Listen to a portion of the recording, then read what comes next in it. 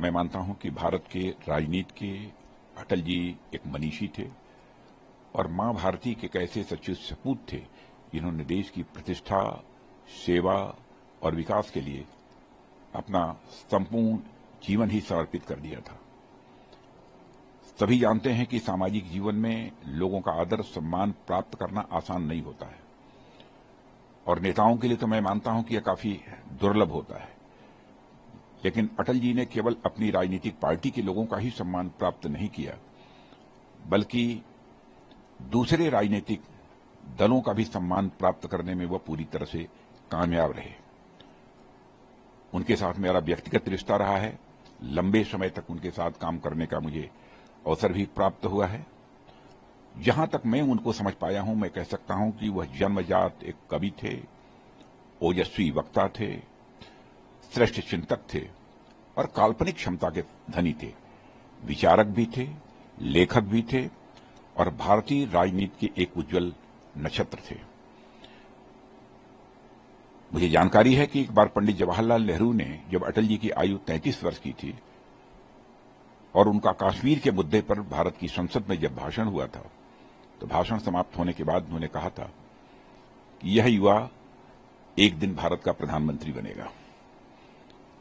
और मुझे यह भी जानकारी है कि संभवतः 1960 में जब रशियन प्रेसिडेंट उस समय के मिस्टर निकिता क्रुश्चेव आए हुए थे और लोगों का वो परिचय करा रहे थे, जो विभिन्न राजनीतिक पार्टियों के नेता थे, तो परिचय कराते हुए अटल जी के बारे में उन्होंने कहा था यह नौजवान एक दिन भारत का प्रधानमंत्री बन सकता है।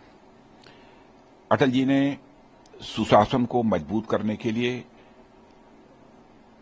संविधान में भी संशोधन किए थे और एक संशोधन जो उन्होंने किया था वह minimum government and maximum governance से संबंधित था। मिनिमम गवर्नमेंट और मैक्सिमम गवर्नेंस की भावना से मंत्रिपरिषद के आकार को उन्होंने सीमित कर दिया था ताकि खर्च पर भी प्रतिबंध लगाया जाए। और इस संशोधन ने दल विरोधी कानून के तहत जरूरी बदलाव भी किए ताकि भ्रष्टाचार पर लगाम लगाई जा सके और राजनीतिक स्थिरता को भी भारत में बल मिले, यह उनका उद्देश्य था। भारतीय अर्थव्यवस्था को सुदृढ़ करने में उन्होंने बहुत ही महत्वपूर्ण भूमिका निभाई और सभी जानते हैं कि उस समय जीडीपी की ग्रोथ रेट मोर देन 8% थी। यह मैं समझता हूं कि एक बहुत बड़ी उपलब्धि थी। गोल्डन क्वाड्रिलेटरल स्वर्णिम चतुर्भुज योजना उन्होंने ही प्रारंभ की थी। North south east west corridor को भी उन्होंने प्रारंभ किया था।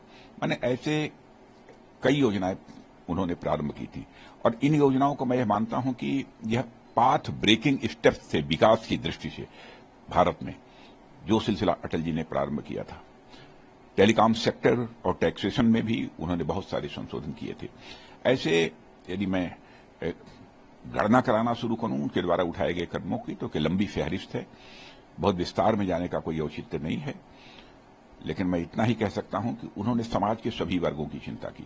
जैसे मैं यहां उल्लेख करना चाहूंगा कि एससी, एसटी, ओबीसी की जो लड़कियां होती हैं उनके लिए सुदूर ग्रामीण क्षेत्रों में भी एक कस्तूरबा गांधी बालिका विद्यालय भी उन्होंने प्रारंभ किया था। उसका परिणाम यह हुआ कि इस स्कीम के लॉन्च होने के बाद 4 वर्ष के अंदर ही स्कूल के बाहर रहने वालों की बच्चों की संख्या में 60% की 60% की गिरावट आई थी। यानी हमारे श्रद्धेय अटल बिहारी वाजपेयी ने गवर्नमेंट पे रहते हुए कई महत्वपूर्ण कदम उठाए जो कि भारत की अर्थव्यवस्था के लिए मैं कह सकता हूं कि वो माइलस्टोन है। अब जो भी इस धरती पर आया है उसे जाना है, अब हमारे बीच नहीं है और उनकी जन्म शताब्दी वर्ष इस वर्ष मनाई जा रही है और सारे देश भर में पूरे धूमधाम से मनाई जा रही है। और हमारे प्रधानमंत्री मोदी जी ने यह भी फैसला किया 2014 में ही कि जो हमारे श्रद्धेय अटल बिहारी वाजपेयी जी का जन्म दिवस है उसको हम सुशासन दिवस के रूप में मनाएंगे। तो सुशासन दिवस के रूप में भी उनके इस जन्म दिवस को सारे देश भर में मनाया जा रहा है। इस अवसर पर इससे ज्यादा कुछ न कहते हुए मैं उनके प्रति हृदय से श्रद्धा की अभिव्यक्ति करता हूं।